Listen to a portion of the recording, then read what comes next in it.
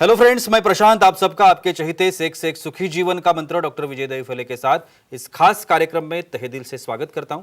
दोस्तों, हमें जब भी कोई मेडिकल इमरजेंसी आती है या फिर स्वास्थ्य से जुड़ी कोई भी परेशानी सताती है, तब हम क्या करते हैं? सबसे पहले हम वो सारी चीजें हमारे फ्रेंड्स या फैमिली के साथ शेयर करते हैं। पर दोस्तों, जब भी हमें कोई सेक्स से जुड़ी परेशानी सताती है, तब हम ऐसा नहीं कर पाते, क्योंकि इस बारे में बात करने में हम झिझकते हैं, हमें शर्म आती है। पर दोस्तों, अब शर्माने की बिल्कुल जरूरत नहीं, क्योंकि डॉक्टर विजय दहीफले आपके सारे सेक्स रिलेटेड सवालों के जवाब बहुत ही पॉजिटिव तरीके से जरूर देंगे। दोस्तों, शो को शुरुआत करते हैं, लेकिन उसके पहले जानते हैं डॉक्टर विजय दहीफले इनके बारे में। डॉक्टर विजय दहीफले ये एक जाने माने यूरोलॉजिस्ट, सेक्सोलॉजिस्ट और एंड्रोलॉजिस्ट है।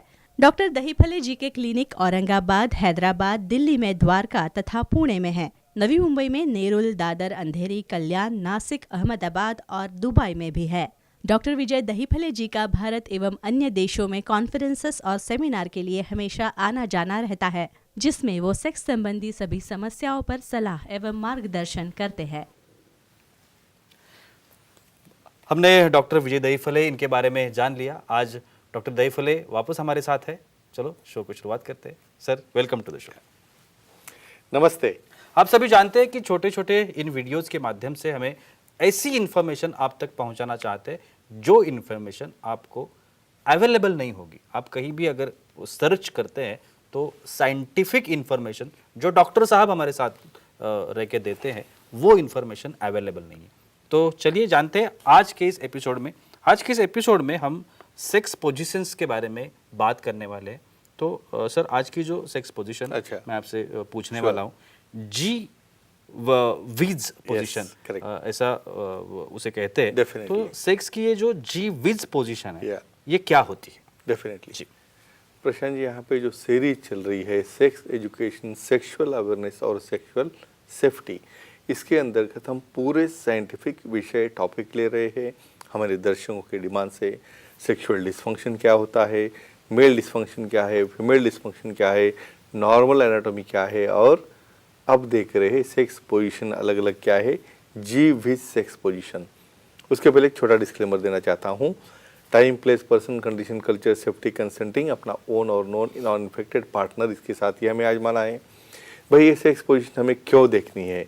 476 पोजीशन है हमारे पास, और वही पोजीशन से अपना पार्टनर रिपीटेडली बोर जाता है, सेटिस्फाई नहीं होता है, इसलिए ये पोजीशन देखनी है। तो जी विज नाम में ही आता है। जी इंडिकेट करता है उनके जी पॉइंट के लिए, और विज यानी फीमेल में जी पॉइंट को जो ज़्यादा स्टिमुलेट करने वाली पोजीशन है, जिसमें फीमेल पार्टनर यहाँ पे इनएक्टिव है, पीठ के बल सो रही है और उनके दोनों लेग ऊपर एलिवेटेड है, और मेल पार्टनर अपने नी जॉइंट के बल के ऊपर वहीं बेड पे है और दोनों पांव कंधे पे लेके वहाँ पे थर्स्टिंग करता है। ये रहती है पोजीशन। क्या फ़ायदे है और डिटेल क्या है देखेंगे। और सर, कौन सी भी चीज़ हम लोग या सेक्स पोजीशन जब डिस्कस करते हैं, तो उसका जो एंड मोटिव है वो है ऑर्गेज्म। डेफिनेटली ये जो सेक्स पोजीशन है जिसे हम जी विज कहते हैं, शीघ्रपतन जैसी समस्या या कमजोरी जैसी समस्या, इस पे वो फायदेशीर होती है क्या? और दूसरी बात, ऑर्गेज्म में उसका क्या फायदा? मोस्ट इम्पोर्टेंट जी, ऑर्गेज्म एक पार्ट मेल फीमेल दोनों के लिए बहुत मायने रखता है। भाई, इसलिए तो करना है, भाई सेटिस्फैक्शन हो रहा है, ऑर्गेज्म हो रहा है, हार्मोन रिलीज हो रहे हैं, एंडोर्फिन सारे मेल में हो रहे हैं, फीमेल में हो रहे हैं। यहाँ पे जी विज पोजीशन में फीमेल के दोनों वर्टिकल कंधे पे रहने की वजह से वजाइनल पार्ट एक कॉम्प्रेस हो जाता है। वजाइनल पार्ट कॉम्प्रेस होने से जो लैक्सिटी रहती है वो टाइटनेस आता है, और जब मेल वहाँ पे थर्स कर रहा है तो उसे कॉम्प्रेशन मिलेगा। वहीं पे फीमेल के बटक्स को वहाँ पे एलिवेट करने की वजह से जी पॉइंट को डायरेक्टली वहाँ पे फ्रिक्शन हिटिंग हो जाता है। तो यहाँ पे क्या हो रहा है, फीमेल को ऑर्गेज्म मिल रहा है जी पॉइंट हिट होने से। मेल के हाथ में अभी कंट्रोल है उसके थर्स करने का, और उसे कॉम्प्रेशन भी मिल रहा है, इसलिए ही इज़ गेटिंग ऑर्गेज्म। और उसे एट द एंड पॉइंट में टाइम बढ़ गया, ड्यूरेशन बढ़ गया, वहाँ पे सेटिस्फैक्शन बढ़ गया, और इस तरह से दोनों में ऑर्गेज्म और एंड पॉइंट जो रहता है उनका प्लेजर का, वो दोनों में भी काफ़ी अच्छे से ये जी विज में बढ़ जाता है एंजॉयमेंट का। सर, हमारे साथ हमारे कुछ दर्शक है, ऑडियंस है, वो भी आपसे सवाल करना चाहते हैं। कलकत्ता से समीर है, वो सवाल करना चाहते हैं। बोलिए समीर जी, क्या सवाल है आपका? हेलो, बोलिए। बोलो। सर वैसेक्टोमी सर्जरी करने के बाद सेक्स पोजीशन कब बदल सकते हैं? एक्सेलेंट। ये देखो एक कॉमन सर्जरी है, बिल्कुल। जैसे फीमेल्स में फैमिली प्लानिंग करने के बाद ट्यूबेक्टोमी यानी लैप्रोस्कोपी से दोनों ट्यूब ब्लॉक करते हैं। और बहुत बार तो मेल तो डरते हैं, भाई मुझे नहीं करना है क्योंकि ये करने के बाद मेरा कुछ सेक्स भी चला गया, तो ऐसा नहीं होता है। तो वासेक्टोमी करने के बाद एक डेलिकेट सर्जरी है, माइक्रो सर्जरी है, दोनों एंड्स कट करके बाजू में उसको रखा जाता है। और ये सब इंसिजन, पेन और थर्स्टिंग करते वक्त तो वही स्क्रोटल पार्ट हिट होता है वजाइनल पार्ट को, वहीं पे इंसिजन रहता है। तो कम से कम 1 या 1.5 महीना वहाँ पे हमें अलग अलग पोजीशन नहीं लेना है। विशेषज्ञ सेक्सोलॉजी यूरोलॉजी एंड्रोलॉजी से सलाह मशवरा करके ही आगे की पोजीशन आप ले सकते हो। सर हर एक पोजीशन जब आप Yeah, बताते हैं sure. तो फिजिकली वो Yes. बहुत इम्पोर्टेंट Very होती है, nice. फिटनेस देती है। Yeah. तो ये जो पोजीशन है जिसे Yeah. हम जी विज कह रहे हैं, श्योर। तो वो फिजिकली कैसे फिटनेस देती है या फिर Yeah. मसल्स ग्रुप जो है उसके ऊपर कैसे काम करती है? Very important question.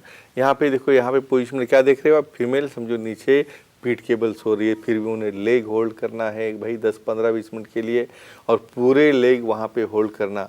Hamstring muscle आ गए, काफ मसल आ गए, तुम्हारे गर्डल, पेल्विक गर्डल के मसल आ गए और कोर मसल आ गए फीमेल के। और मेल को यहाँ पे नी जॉइंट पे नील करना है, उसके हैमस्ट्रिंग मसल्स, एंटीरियर मसल्स, नी मसल्स और पेल्विक मसल, क्योंकि उसे होल्ड करके इवन हाथों से भी वहाँ पे बर्ड्स को होल्ड करना है। तो शोल्डर मसल, लैटिसिमा आ गए, तो overall core muscle, overall fitness, calorie burn हो रही दोनों में, बॉडी शेपिंग हो रहा है और मसल भी स्ट्रांग हो रहे हैं। ये बेनिफिट है ये जीवेज पोजीशन का। बिल्कुल सर, और एक पोजीशन के बारे में आज Sure. जानना चाहूंगा, cow girls helper position Yes. जिसे कहते हैं। सबसे पहले बताइए ये पोजीशन क्या होती क्या होती है? श्योरली यहाँ पे सबसे पहले आपको काउगल क्या है बताना पड़ेगा, उसके बाद उसका एडवांस स्टेज है। बिल्कुल। काउगल पोजीशन में यहाँ पे मेल लाइंग डाउन है, पीठ केबल वो अभी स्टैटिक है, और यहाँ पे फीमेल एक्टिव है।